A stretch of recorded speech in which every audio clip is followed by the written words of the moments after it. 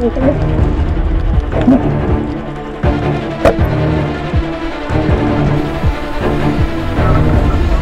di ba?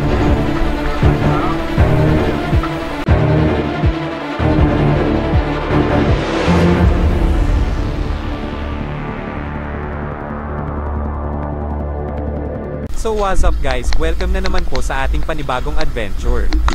Ito nga pala yung last dive namin dito lang malapit sa amin at dito rin nagsimula ang amihan.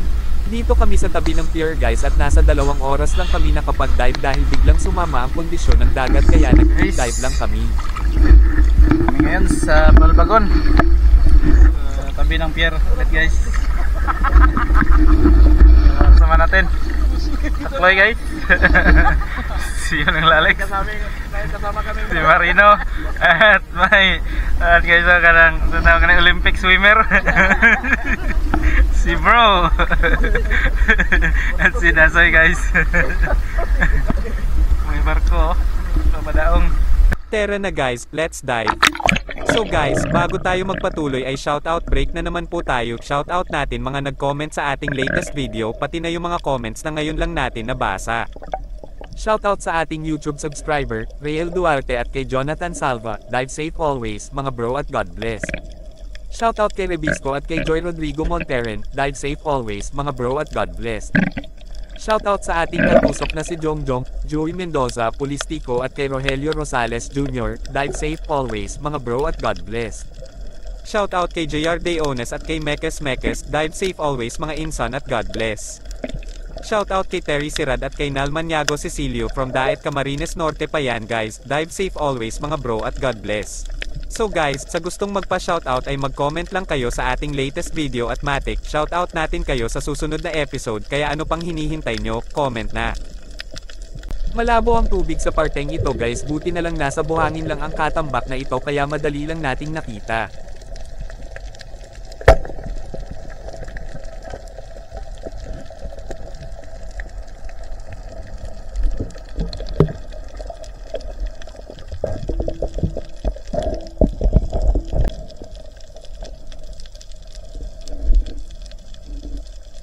Pati itong good size na ipusipos, nakasandal lang sa bato kaya madali lang din nating nakita. Hindi natin inilaagan ang shaft dahil sisiguraduhin muna natin kung tumagos ba yung sima. At nang makita na natin na maganda ang tama ay saka na natin ito hinugot.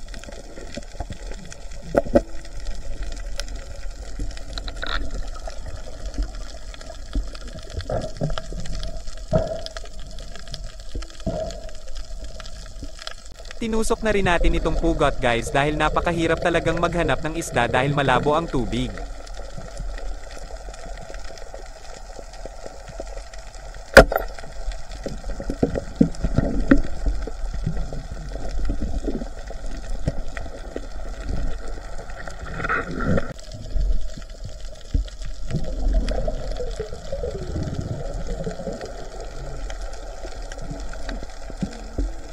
Tinusok muna natin ng kutsilyo para mamatay siya at humi na yung lock niya sa likod. Ayan guys, malapit na siyang mailabas, nakawala pa ito pero malubha na tama niya, kaya madali na nating na-recover.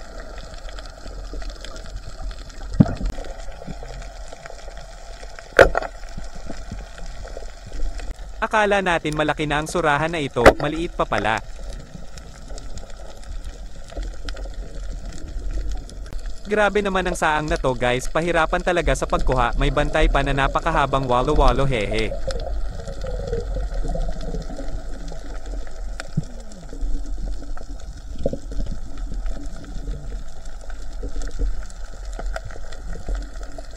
At sinabihan natin si Marino na babalik na kami dahil lumalaki na yung mga alon.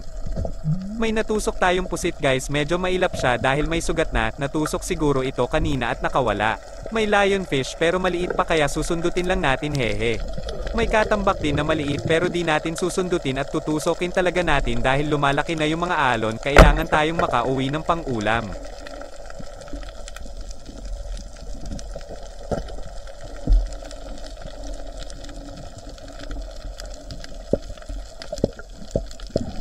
ayan pa guys, sandali na lang ay aahon na talaga tayo dahil delikado na pero hahanap muna tayo ng pangdagdag.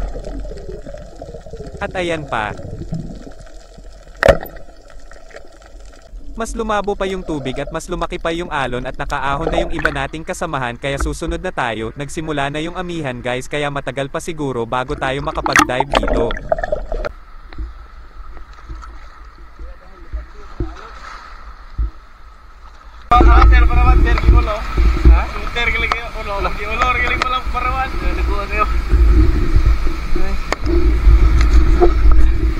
Ito kay bro guys, may masarap na pangulam pa din sa madaliang dive.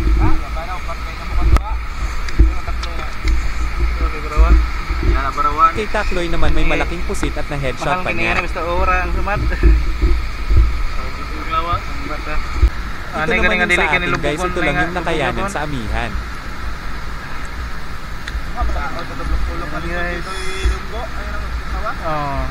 Iba to, galubog din kayo, di maklaro. Nakayanan, lumagsa. Kay Manong Lalot naman may pangsabaw na rin.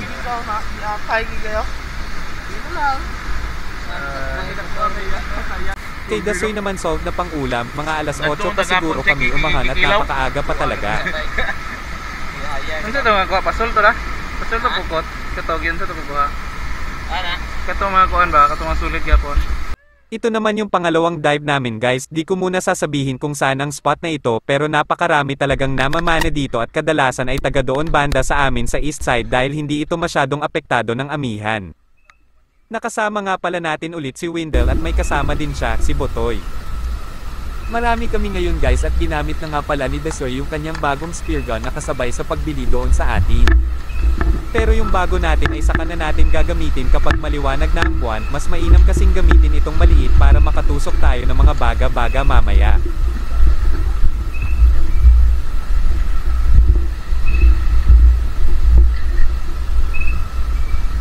What's up guys? Kami ngayon sa bagong spot. Sama natin guys, si Dasoy, si Takloy, si Manong Lalix. Yung iba guys, kabila, sina Wendell, si bro guys, doon sa tabi, at si Joel Pabs. Say dag na ito, Botoy, Botoy.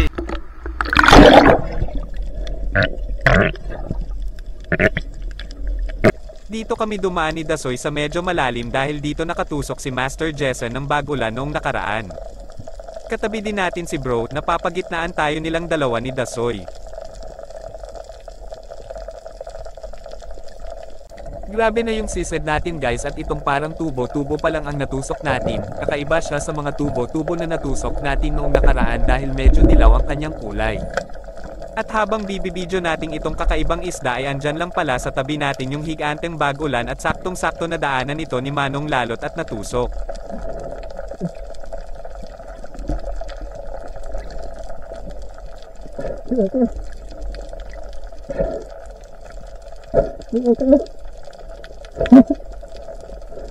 Swerte talaga si Manong Lalot ngayon dahil maraming dumaan ng mga spearos kanina at hindi nila ito nakita. Kaming dalawa din ni bro ay nasa malapit lang at hindi rin namin ito nadaanan. Nasa may bangin na kami guys at lumalakas na yung agos at alon kaya babalik na kami. Tinatamaan pala ng amihan ang parting ito dahil nasa dulo na at hindi na nakatago. Nakabalik na kami at kaunti pa lang yung isda natin kaya tinusok na lang natin itong pugat na nausok din pala tayo ng mga baga-baga di na natin binidyo.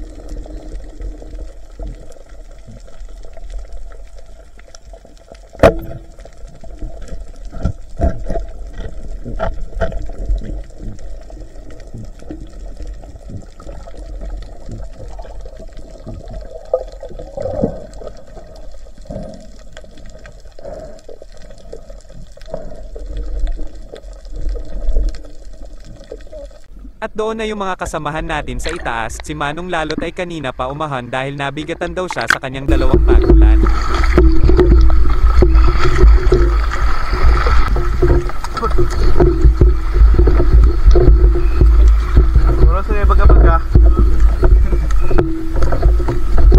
Ito yung dalawang bagulan ni Manong Lalot guys, nakatusok na pala siya ng isa kanina bago niya natusok yung malaki na nasa tabi natin kanina.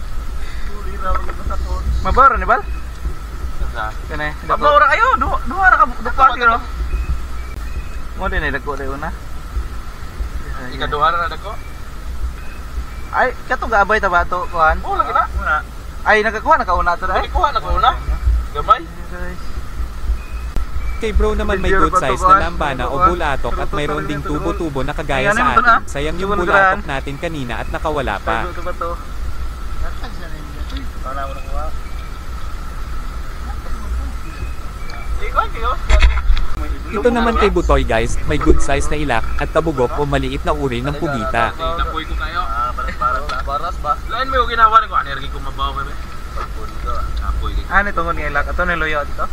Babigyan ako sa mensahe. Ay, Ito naman kay Dasoy napakatumal talaga sa malalim, marami kasing spiro ang dumaan sa malalim kanina. pasano. Ito naman nakayanin natin hehe, mapupula yung mga pantaan at lapu-lapo este baga-baga o mangkaw. Uy, so di mo kapay. At pag uwi ay tinimbang namin yung bagulan ni Manong Lalot nasa eksaktong 6 na kilo lahat, 2 kilo yung maliit at 4 na kilo yung malaki. Kita na check. 1 kilo. Dos lagi. Singira lang mga espiros mo. 4 ra. Salamat at sinamahan nyo na naman kami hanggang sa dulo ng ating adventure. Sana ay nag-enjoy kayo sa panunood. Sa pangalan ng Pandan Spearos, kami po ay taos pusong nagpapasalamat sa inyong walang sawang suporta. Paki-react, comment at share na rin po para mas marami pa tayong maabot at magawa ng mga videos. Hanggang sa muli, paalam.